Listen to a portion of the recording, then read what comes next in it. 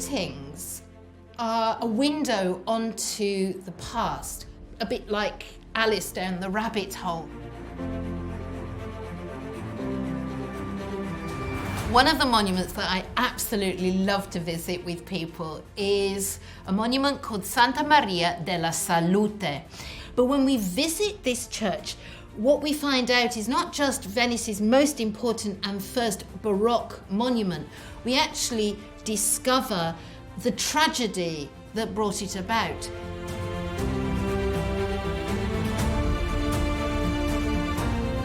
I teach an online seminar about the Church of the Frari because I think it deserves a lot more attention, with paintings in their original settings.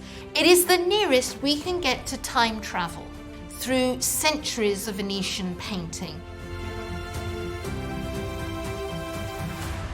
In St. Mark's, there is an object called the Palla d'Oro, cloisonné enamel and over 1,900 gemstones on a field of gilded silver and solid gold. When I take people there, their eyes are on stalks. I literally see jaws drop.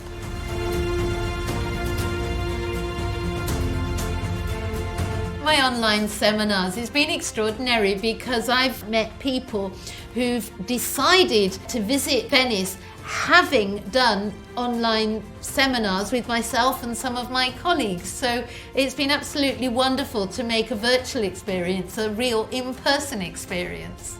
A great privilege. I have seen people move to tears when I think that's the most powerful art. When it's so extraordinary, you almost can't look.